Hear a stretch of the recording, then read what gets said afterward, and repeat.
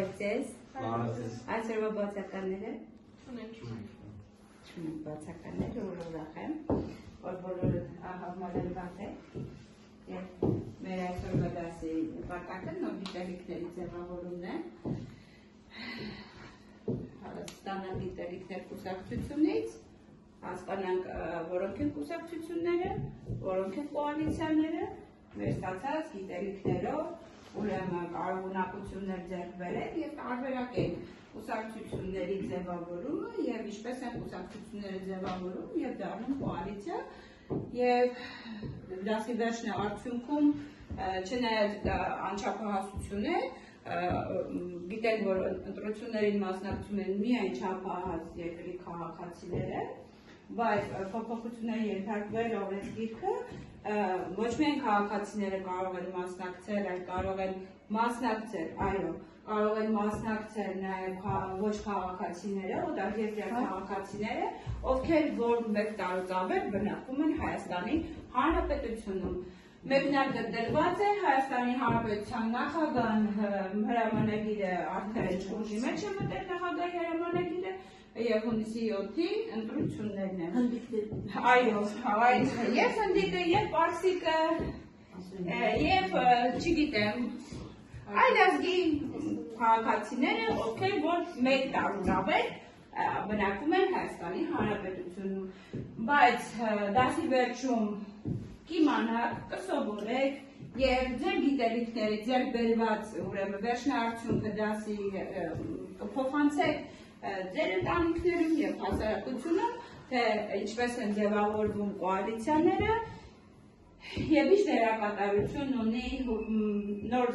ձևավորված ազգային ժողովում, նախ մուտքը շեմը, հաղթահարելու շեմը քանի տոկոս պետք է լինի, որ կարողանա կոալիցիան և կուսակցությունը մուտք գործի ազգային ժողով լինի օրենսդիր իշխանությունում և մեր կողմից ընտրված ուրեմն իշխանությունն է ձևավորում ազգային ժողովը և ծառայի իր գործունեությամբ ծառայի Հայաստանի Հանրապետության բարոյության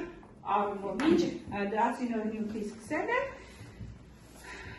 անդրադարձ կատարենք նախորդ ուրեմն դասից, հասկանանք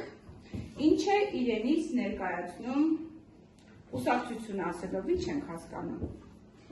Կուսակցությունները քաղաքական կազմակերպություններ են, որոնք հիմնականում միավորվում են մարդկանց նպատակների և գաղափարների շուրջ, դրանց պատճառով ստացվում են կուսակցությունները, լինում են տարբեր տեսակներ ըստ չափորոշիչների, չափորոշիչները շատ են, տեսակները նույնպես,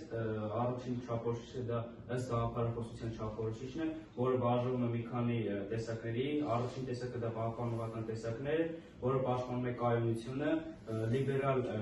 տեսակը, որը առաջնորդվում է մարդու ազատության և իրավունքներով, ազգայնական տեսակը, որը հիմնականում առաջնորդվում է ազգայնական շահերով և կանաչ էկոլոգիական հարցերը, որոնք հիմնականում իրենց ուղղությունը սևեռում են բնապահպանական խնդիրների հիման վրա։ Կա նաև այլ չափորոշիչ ըստ կառուցվածքի չափորոշիչները բաժանվում են երկու տեսակի, զանգվածային և կադրային։ Զանգվածային թվականակով ավելի շատ է, քան կադրայինը, կադրայինը հիմնականում գործունեություն ծավալում է ընտրությունների ժամանակ, իսկ զանգվածայինը իր գործունեությունը ծավալում է մշտապես։ Իշխանությունները ըստ դիրքորոշման լինում են երկու տեսակի, օրինական և անօրինական, կամ լինում են իշխանական ընդդիմադիր, իշխանական իշխանությունները դրանք կառավարում են իշխանությունը, իսկ ընդդիմադիրը վերահսկում և քննադատում է այդ իշխանական կառավարումը, վերջինն արդեն տարածքի, իշխանությունը տարածքի, կա տարածքային և ամբողջ Մխիթարժանարության խնդրում, երբ որ ազգային ժողովը ձևավորում է, ազգային ժողովում պետք է լինի ընդդիմություն, թե ոչ։ Այսինքն պարտադիր բաժան է, ժողովրդավարության գլխավոր մեխերից մեկը, երբ որ ազգային ժողովում ձևավորում է, պարտադիր պետք է կա տոկոսային չափ, որ պետք է լինի ընդդիմություն, առանց ընդդիմության ազգային ժողով չի ձևավորվում։ Սա հիշում ենք, սա չենք մոռանա։ Եղավ, երբեք չէ։ Նստի, ապրես, երբ որ գործնական աշխատանք բաշխել, Այս ձեր բաշխումների և հանձնարարականների գծապատկերով կներկայացնենք և ավելի մանրամասնորեն կքննարկենք կուսակցություն և կոալիցիայի գործունեությունը, առանձին կուսակցություններ և կոալիցիաները և կհասկանանք արդյոք կուսակցությունների գործունեությունն է ռեալ, թե որ կուսակցությունները միավորվեն, գաղափարախոսությունները լինի մեկ գաղափարախոսություն և իրենց աշխատանքը էլ ավելի այսպես գործնական արդի կլինի Հայաստանի Հանրապետության համար, թե որ միայն ինքը կուսակցություն է հանդես գա, դա ապրես շատ։ Հարցս հետևյալն է, շահերի խումբ, Անահիտ ջան, կարող ես ասել ինչ է շահերի խումբը։ Շահերի խումբը անհատների և կազմակերպությունների ընդհանրությունն է, որը նպատակ ունի ունի ազդելու հանրային քաղաքականության կամ այլ որոշումների համար, որոնք ունեն ընդհանուր շահ կամ նպատակ։ Ընդհանուր շահ կամ նպատակ, շատ ապրես։ Այսօրվա մեր դասի թեման, նոր դասանյութի թեման, կոալիցիա և կուսակցություն, շատ հետաքրքիր, ես շատ եմ սիրում այս թեման։ Հաթուր ջան, ինչ է կոալիցիա։ Կոալիցիան լատիներենից եկած բառ է, որը նշանակում է դաշինք, երկու և ավելի քաղաքական կուսակցությունների, պետությունների կամ Քաղաքական կուսակցությունների համախմբումը, չէ՞։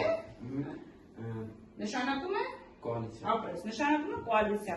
Ինձ կարող ես օրինակ ասել, Թաթուլ ջան, երկու կուսակցություն, նախ դու գիտես Հայաստանի Հանրապետությունը, օրինակ, քանի կուսակցություն չասեմ, կուսակցությունների տեսակներ գիտես, անուններ գիտես կուսակցության։ Հա, Ասա, պատիվ ունեմ, և այդ միշտ չունենք, միայն պատիվ ունեն դա երեխաներ։ Քաղաքացիական պայմանագիրը, ուրիշ, հանրապետական կուսակցություն ունենք, ունեն կուսակցություններ, որ ազգային ժողովում այս պայմանությամբ հանդես չեն գալիս, օրինակ Բարգավաճ կուսակցությունը չէ, կուսակցություններ վերամիավորվեցին, դարձավ դաշինք։ Հիմա որպես ընդդիմադիր ազգային ժողովում որ կուսակցությունն է հանդես գալիս այս պահին։ Չէ, մեր ձևովը նոր է ձևավորվել, մեր ձևով կուսակցությունը նոր է ձևավորվել և այս հունիսի 7-ի ԱԺ-ի ընտրությունների ժամանակ առանձին կուսակցությունով ինքը ցանկանում է որպես ԱԺ-ի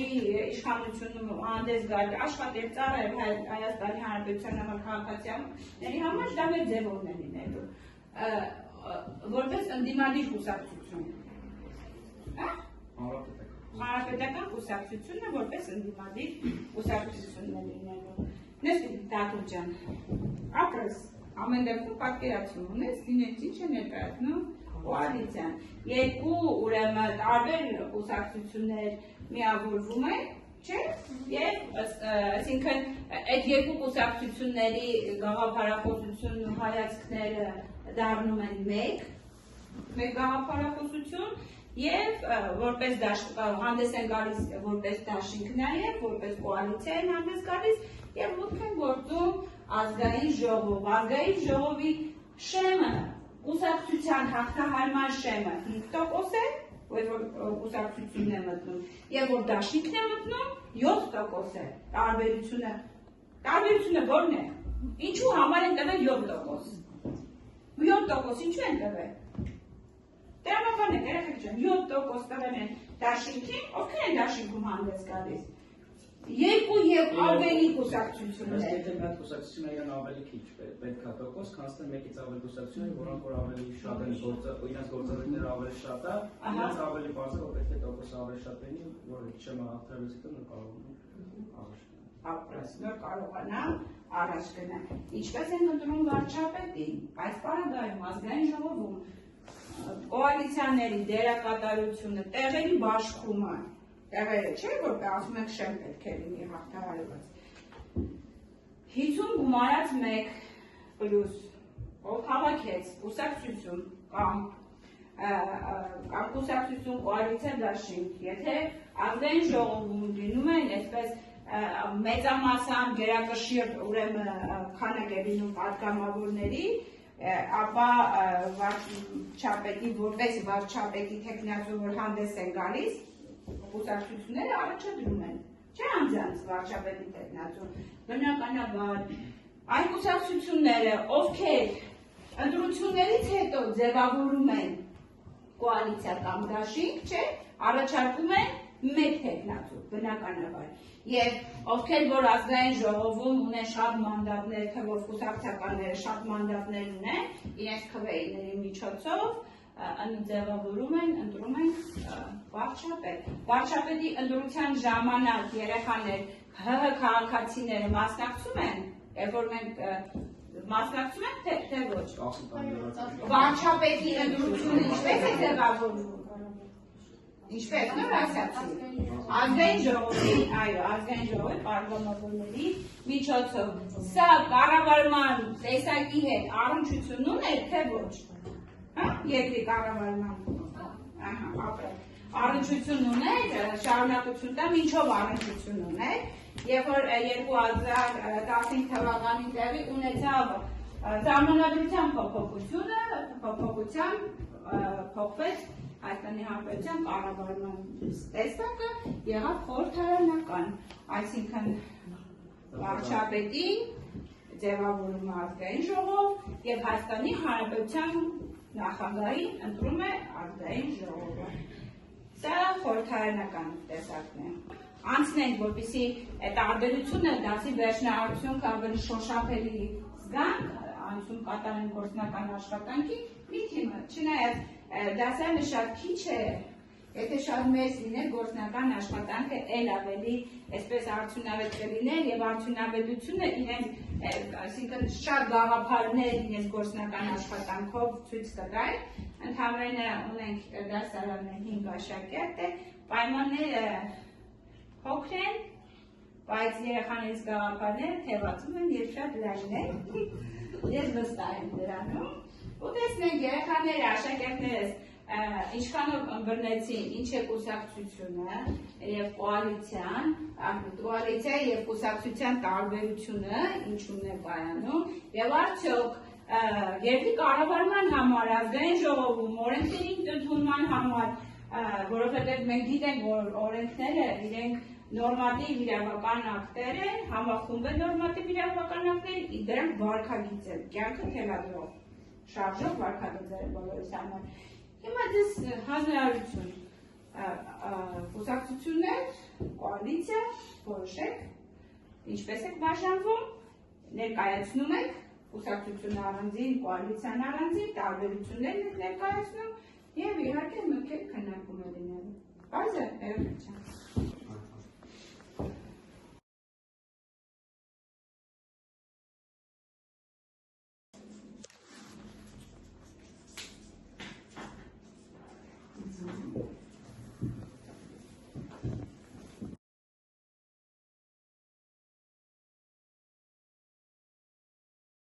Ներկայացնում եք ինչ է կուսակցությունը, ճիշտ է, եւ նաեւ ձեր նոր գաղափարները, տեսում եք։ Կուսակցություններից սկսենք, կուսակցությունները քաղաքական կազմակերպություն ինչպես արդեն նշել ենք, իր տեսակները չափորոշիչներով երկու չափորոշիչներն են գրել, ըստ գաղափարախոսության եւ ըստ կառուցվածքի, ըստ կառուցվածքի գիտենք, որ երկու տեսակ է լինում, զանգվածային եւ կադրային, զանգվածայինը թվականակով ինչպես նշել ենք արդեն ավելի շատ է քան կադրայինը, զանգվածայինը մշտապես գործունեություն է ծավալում, ի տարբերություն կադրայինի, որը մշտապես գործունեություն չի ծավալում, այլ հիմնականում իր գործունեությունը ծավալում է ընտրությունների ժամանակ։ Հաջորդը գաղափարախոսությունն է, գաղափարախոսության պահպանողական տեսակն են գրել, որը որ հիմնականում պաշտպանում է կայունությունը, լիբերալը, որը առաջնորդվում է մարդու ազատությամբ եւ իրավունքով, հիմնական խնդիրը դա է, հետո գրել ենք ազգայնականը, որը առաջնորդվում է ազգայնական շահերով եւ ազգայնական շահերների հիմնական խնդիրը եւ գրել ենք կանաչ էկոլոգիական տեսակը, որը իր հիմնական ուղղությունը սևեռում է դեպի բնապահպանման խնդրի վրա։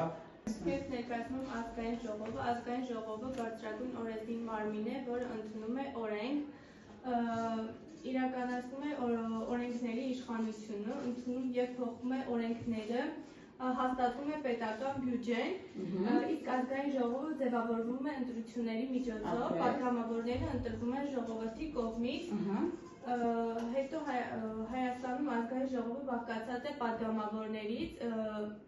առնվազն 101 պատգամավոր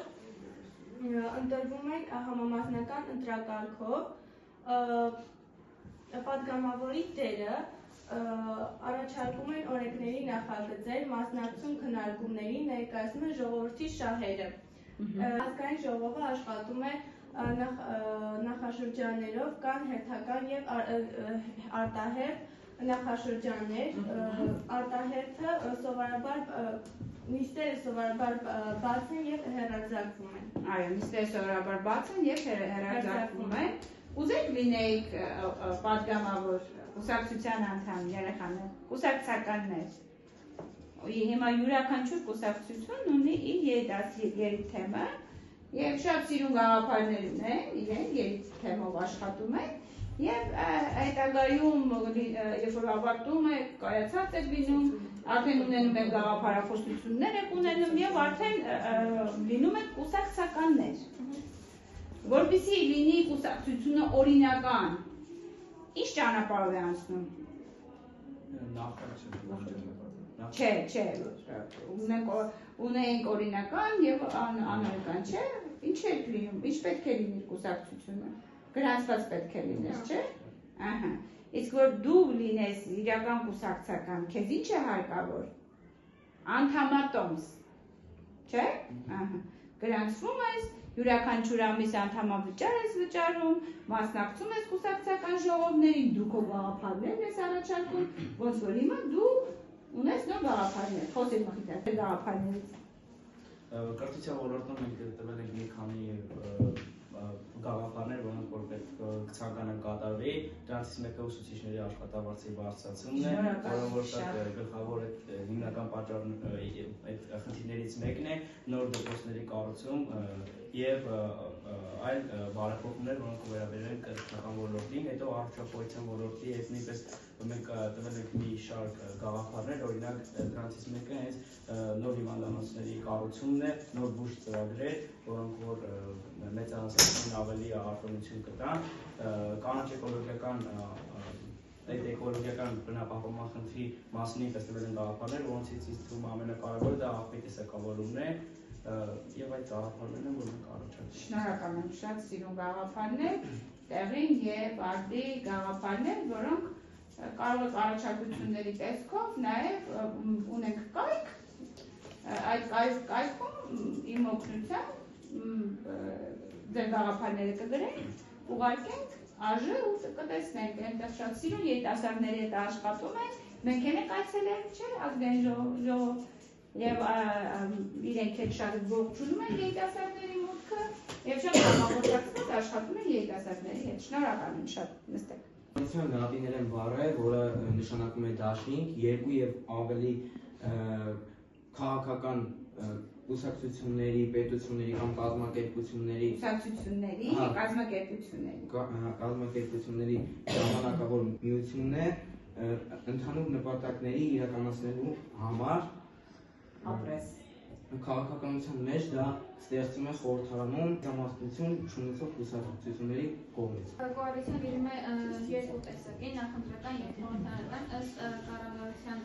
ըստ կուսակցությունների տեսակի։ Խորհրդարանը այստեղ յետևում է, որ ընտրություններից հետո խորհրդարանում հայտնված կուսակցությունները կարող են ձևավորել կոալիցիա, որը նրանք ունենան ընդհանուր մեկ նպատակ, նրանց նպատակը կարող է լինել պատգամավորական տեղերը զբաղեցնելու համար, իսկ նախընտրականի եւ կուսակցությունները միջընտրությունների ձևավորվում ու այստեղ նրանք նպատակ ունեն շատ կարճ զբաղեցնել խորհրդարանում։ Օրինակ Իսրայելում ստեղծվել է Լիկուիդ կոալիցիան, որը պայքարել է COVID-19 համաճարակի դեմ։ Դա փոքր կոալիցիայի տեսակ է ու ըստ մեր գաղափարի կարելի է Հայաստանում ևս ստեղծվի նման կոալիցիա, որ անհրաժեշտության դեպքում նորից կոալիցիան պայքարի համաճարակների դեմ։ Շնորհակալ եմ, ապրեք շատ, նստեք։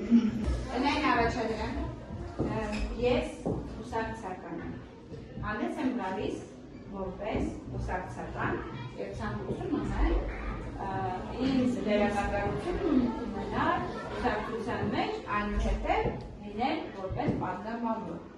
Այսքան, շնորհակալ եմ։